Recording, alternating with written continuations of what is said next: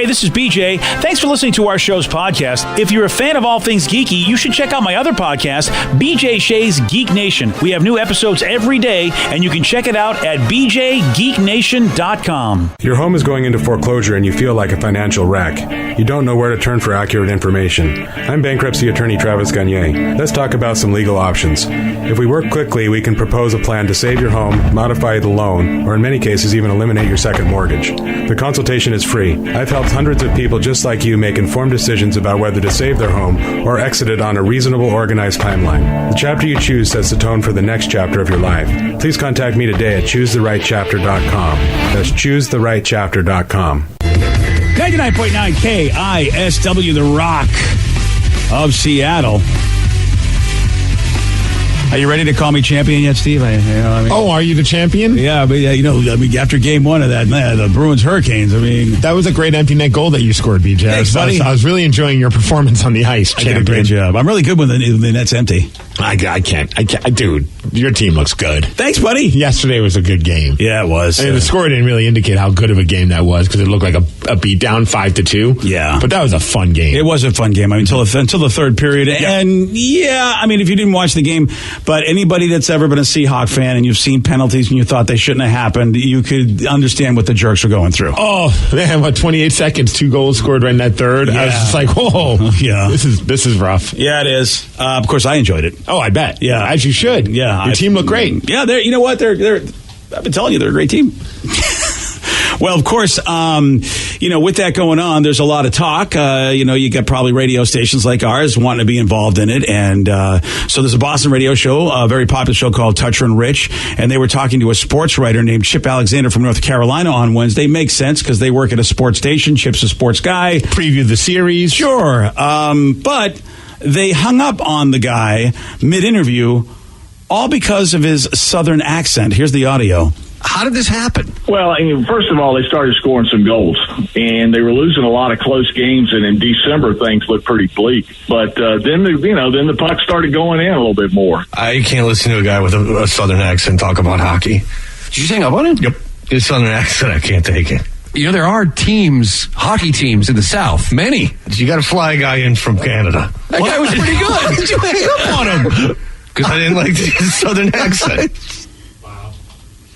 I don't know how people get a bad reputation from being from Boston for being a bunch of jackasses. I still can't find a reason or an example that would indicate why people from Boston suck. I was ready to hear this because I thought maybe his accent was so bad they couldn't understand him. His accent's fine. His accent was fine. And Chip has been covering the Canes for nearly 40 years in the industry. So, yeah, he's been with the Canes for 11 years. Now, here's the irony, which really irritates. I know Rich. I don't know Fred Toucher very well, but I know Rich isn't very he well. Also I read something that the Toucher guy came from the South. Well, so did Rich. Okay. Yeah. From Atlanta. Rich used to work now, I don't know about Fred, but I know Rich worked in an Atlanta radio station for a long time. So that's what kind of irritates me is like, are you pretending to be an irritated Bostonian when in reality you're not from there? So as a Bostonian, I'm telling you right now, I don't think anybody would have done that from Boston. But I think they thought they should be doing that. That's my opinion. So it's like a faux Boston shtick. Yeah, because especially if you're from the South. They suck even more than the real Boston people. I don't know. Is that entertaining? Maybe it is. They got a good following in Boston. They got a successful show. Yeah, so I don't know. Maybe that is a good thing. Maybe people love it. And the Rich guy, I know you know him better than me, but he's a super nice guy. Oh, Rich is a very cool guy. Yeah, another guy. I don't know, man. I don't know what the hell's going on over there, but that just seemed like a stupid thing to do. You hang up on the guy because he has a southern accent, even though he knows the sport. He has plenty of good stuff to say. Yeah, and he's a respected guy. And I even saw the guy was interviewed about this, and he's just like, I didn't even bother to tweet about it, or I thought at first I just got disconnected, and then I realized that's just how they were being. He kind of took the high road. Yeah. Well, and those guys started at a rock station, then they changed it to a sports station, but kept him on. So they didn't get their start as sports guys, and so they don't do a traditional sports show like you would expect. Okay. They're more like us, but they just happen to, instead of playing rock music, they play sport. They just talk sport. They have sports. They hang up on Southerners. We hang up on members of KISS. Yeah, that's what we do. So I guess I can't throw stones. Of this. Yeah, I am. I've been rude to people, so I can't really throw stones at Fred Toucher for being rude to somebody, because I've been rude to a lot of people on my show. I like how somebody posted, just listen to this, and it's so Boston sports radio. It hurts. Yeah, you see, it really isn't. That's the problem. But, unless you're from Boston, Boston sports radio is just about yelling about players and being very angry in stats. I mean, you hear that in a lot of sports radio. It's not about just being rude to some guy that they have on the phone like that. That's not what most Boston sports radio stations do. Well, damn it, I've already wanted the Canes to win this series. Now I want them to win even more just to piss off. I can't blame you. Yeah. I mean, I feel bad for the dude. It's like, why have somebody on if you really don't want to talk to them? I mean, this guy seems like it doesn't seem to faze him. Yeah, I know. He's probably just like, whatever. I just won't ever do that guy's show again. I think it just makes our business look bad. I mean, there's ways to be entertaining without being mean to people that don't deserve it. Like, I felt like Peter Criss deserved it. Whether or not I was right or not, at least I felt he deserved it. Right. What did that guy do? That guy didn't do anything to anybody. Okay, you know what? In your logic, I can understand where you're coming from. Peter Criss had an aggressive attitude because of just what was building up to it, so you fed off of that aggressive attitude. Exactly. This guy was just happy to talk about hockey. He did nothing. He's like, what's up, boys? Yeah, he did absolutely nothing. And again, because these two dudes lived in the South, at least I know Rich did, and did radio for Georgia for the longest time in Atlanta, you can't sit there and pretend the Southern accent is a problem. I mean, you lived with it for how many years? So I don't know. I hope Rich doesn't get mad at me. He's probably going to get mad at me. Oh, well, it sounds like he was a little bothered by his own guy. Yeah, it's all just one giant shtick, which is probably the case. Yeah, well, yeah, we're all doing shtick on the radio, so, I mean, what the hell? I mean, we know me. I don't care about anything I do. I'd be talking about board games, baseball, and science fiction if I had my choice. And fan service. Yeah, fan service. Come on. Let's talk about that again. No, God, why you do that, Steve? It's Rev and Vicky's favorite topic. Because I hate life. Yeah, I guess you do. And Go Canes. By the way, we're not even going to tell you about fan service. If you don't know what it is, believe me, you're better off. Google it. Somebody says as a listener, I would have been pissed hearing that. I would have been like, I want to hear the rest of this interview. Yeah, Boston people are different, though. They might have, I'm sure their fans loved it, because, I mean, they got a successful show. People know what Toucher and Rich are doing. You know what I mean? Just like us. You know what we're doing. Mm-hmm. So I don't know what to say. I've been to conventions, Steve, and people talk about being mean to guests and how to do stupid things to guests you don't like. Yep. And you and I are like, why don't you just not have him on? That seems to be the logical thing. Sometimes we're forced to have these guests on, and we do these pranks. I'm like, well, why'd you say yes to the guest? Yeah, just say no to the guest. Problem solved. Maybe you could be entertaining on your own. There's a shocker. How about get a backbone and tell somebody in your company that, no, I'm not going to talk to that person. That's all you got to do. Get a Steve. Steve says no all the time. Yeah. I don't, because I don't have a backbone, but I got Steve. It's fun saying no sometimes. Oh, dude, you say no sometimes, and I'm like, wow, you said no to that? And I'm like, how'd that go? It went well. I know, and I thought, oh my God, there'd be a big fight if I had to say no. It's more often than not, people appreciate the honesty. Whenever I had to say no, it's always been a big fight. Yeah. Because I'm so afraid of saying no. So really, I'm glad you're the no guy. No. Yeah. He even says, but he said, yeah, right there. It says no to me, and that's a little frustrating. See, I wish you would say no to everybody but me. It warms the cockles of my heart. Yeah. The what? I don't want to talk about your cockle, not this early in the morning. How about these guys talking about pranks? These guys, a prank that happened on Snapchat led to a massive police response. Steve will tell you all about it. He's got the Miggs report for you at 6:17 on The Rock. BJ and Miggs, mornings on The Rock, 99.9 KISW. 99.9 KISW, The Rock of Seattle. Well informed on the issues of the day? Not this guy. Live from the KISW News Center in downtown Seattle, this is the Miggs Report.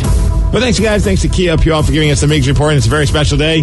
Happy National Shrimp Day. Woo! Shrimp is the food of the sea. You can barbecue it, boil it, broil it, bake it, saute it. There's shrimp kebabs, shrimp creole, shrimp gumbo, pan fried, deep fried, stir fried.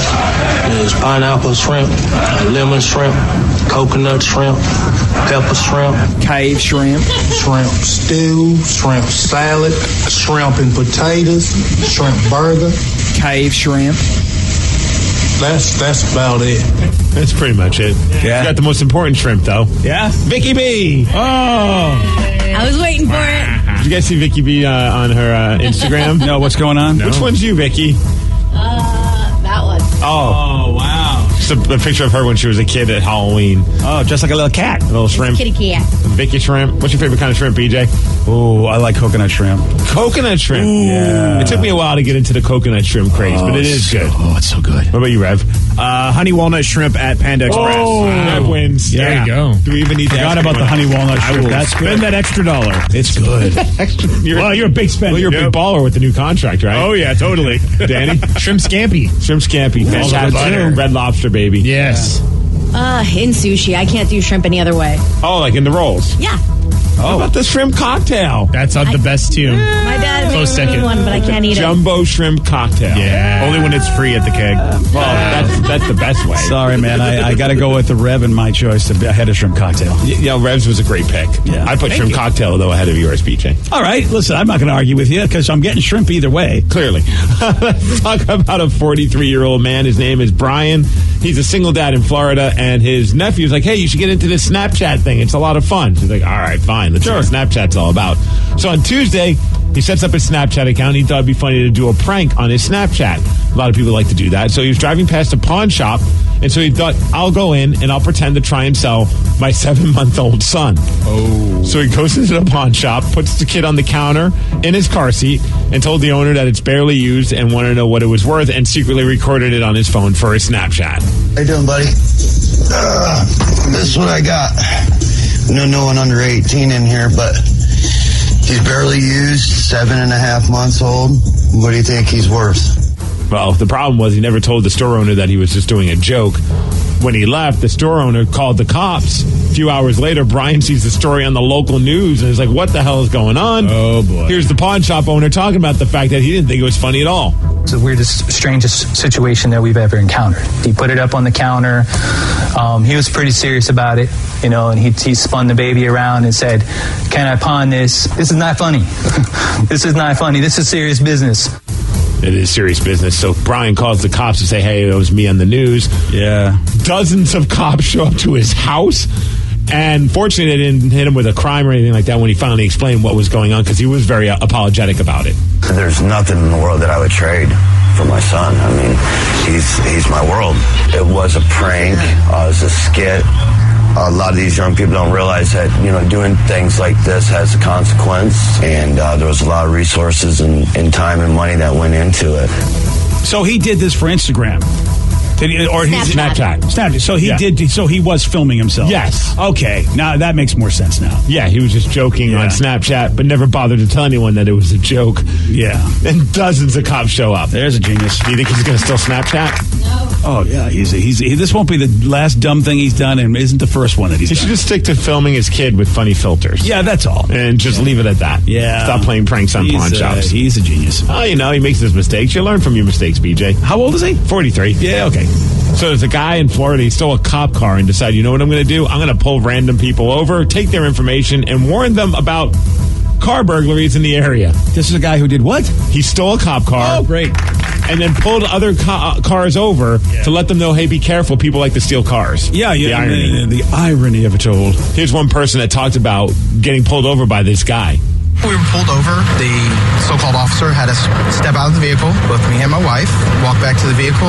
He took our information, took our licenses, and we had no idea what he wanted. We stopped, we complied, thinking it was an actual officer, and it wasn't. No one knows exactly what he's going to do with the information. Maybe he had other ulterior motives with the information. But here's the crazy part about the story. So this guy stole the police SUV and then was trying to pull people over. One of the cars that he pulled over, or tried to pull over, was a guy driving a stolen car. Okay. So that guy drives off, loses control of the car, and crashes into a guy's garage right where the person's wife was sleeping. Oh, that's not good. I mean, this is only in Florida. Only in Florida. Yeah, what an S show all the way around. Seahawks had to make a tough decision yesterday, and I know a lot of Seahawks fans bumming. I mean, I think one was expected, obviously, with Cam Chancellor. Yeah. Cam hasn't been able to play for a while because of his neck injuries, and he just said, even put it on his social media that it was time for a new chapter after scans on his neck showed no improvement, but he was still on the roster. Well, they've made that official that they've parted ways with Cam Chancellor because he failed his physical. But the other one that kind of, I think, threw people for a loop was Doug Baldwin. Doug Baldwin has been released by the team. They say, according to the general manager, John Schneider, the Seahawks made the difficult decision to terminate failed physical Doug Baldwin and Cam Chancellor, two of the most iconic players in franchise history, both instrumental in establishing our championship culture, great examples of competitiveness and leadership on the field and in the community. These legendary players will always be part of the Seahawks family. And I know he's been battling some injuries, and there was talks of him thinking about retiring, so maybe the writing is on the wall that he's retiring. I don't know if he's going to try and get picked up by another team. Who knows what's going to happen with Doug? But that's just a bummer to see a couple of guys that have been a part of the team for so long officially done. Yeah, that only leaves us with 3 guys from the championship team. So we got Bobby Wagner, Russell Wilson, and KJ. KJ Wright, that's right. Yeah. Mm-hmm. That's it. So that's it. That's all that's left. How quickly things change. Yeah. Mariners. Yeah, how quickly things change. They lost. Yeah. 3-1. Yeah. Now they're off to Boston for a 3-game series. That starts at 4 o'clock tonight. Well, you know what? They had good luck with Boston at home. Maybe they'll turn their luck around because the Red Sox, hey. Speaking of Boston, they took advantage, like we mentioned, a couple of penalties in the third, scored a couple quick ones in the NHL playoffs and the Eastern Conference Championships, beating the Carolina Hurricanes 5-2. They have a 1-0 series lead. Tomorrow's game 1 for the Western Conference Finals. You got the St. Louis Blues taking on the San Jose Sharks. Sounders are at home tomorrow, 7 p.m. They're taking on the Houston Dynamo. As far as weather, 82 degrees. And if you're going to the Sounders game tomorrow, you might want to wear a tank top, get some shorts and flip-flops. I don't know why you have to just wear that, but it's 84 degrees tomorrow. Thank you, Snoqualmie Casino, for giving us the Migs Report. Record breaker weather, man. It's going to be hot. Yeah, it's going to be hot, baby. Listen, I can't believe you didn't mention this. What happened? Today's the Hulk's birthday. It was back in 1962. They released the first Hulk. Oh. No, the Incredible Hulk. Well, happy birthday, Hulkster. Yeah, the first issue. On this day in 1962. Okay. I thought you'd have some sad Hulk music. Oh, I mean, it's not a sad day. It's not a sad thing, right? Well, yeah. I mean, there we go. Did Alexa tell you that? Happy birthday, Hulk. Yeah. Alexa told me that. She doesn't agree with Steve. When Steve says it's this kind of day, Alexa goes, no, Steve, this is a better day. I did not know that today was National Hulk's Day. Well, yeah, she said it. I mean, I don't know why. That's her day. That's what she said. Today's the day for the Hulk. Well, I'd rather shrimp than Hulk. Oh, all right. I can't argue with that. Yeah. Somebody says you got to try the honey walnut shrimp at Tatouche Grill at the Emerald Queen Casino in Fife. It's amazing. Yeah. From Rivers in Tacoma. Okay. All right. Man, that sounds good. I want some right now. Somebody said Justin Britt's still on the team, but Justin was a rookie the year after they won the Super Bowl. That's it. Yep. Thank you, Steve. You're welcome. Thank you for correcting that. See, some people forget. You forget everybody that was there and wasn't there. Right. Yeah. He has been around with the team for a while, though. Yesterday, Steve, he did get this one wrong. What is the proper term for a young whale? Sperm whale. No. Spermy. A kid? No. Little dingy? No. Little dingy. Little dingy. Isn't he performing with Blink-182? Yes. Yeah. Little dingy. White River Amphitheater, I think. Yeah. The correct answer is calf. You want a shot at beating Steve? You got it. 206-421-ROCK. We're playing Beat Migs at 647 on The Rock. Today's podcast is brought to you by bankruptcy attorney Travis Gagne, who's ready to answer your questions about bankruptcy. Travis, is it true that if you filed for bankruptcy once, you can't file again? Even if you filed bankruptcy before, you can almost certainly file bankruptcy again. Different types of bankruptcies have different time limits between filings. In Chapter 7, full bankruptcy, you can only file Chapter 7 once every 8 years. However, you can almost always file a Chapter 13 case. Chapter 13 cases can be filed immediately following a Chapter 7. They can be filed immediately following a prior Chapter 13 case. Chapter 13 is a reorganization plan, so there will be some type of monthly payment, but it's based on your budget and your ability to afford that payment. So Chapter 13 is an option in almost all cases, even with a prior bankruptcy filing. Thanks, Travis. If you have more questions about bankruptcy, you can reach out to Travis anytime at choosetherightchapter.com. That's choosetherightchapter.com. Thanks for listening. You can tell when your car battery's dying. But with your water heater, you'll never know until it starts leaking. Before you buy another tank, consider a Navien tankless water heater. No storage tank to heat or leak. Lower energy bills and endless hot water for spa-like comfort. All backed by Navien's strong warranty. If your water heater is over 8 years old, it's time to check out Navien at tanklessmadesimple.com. Count on Navien.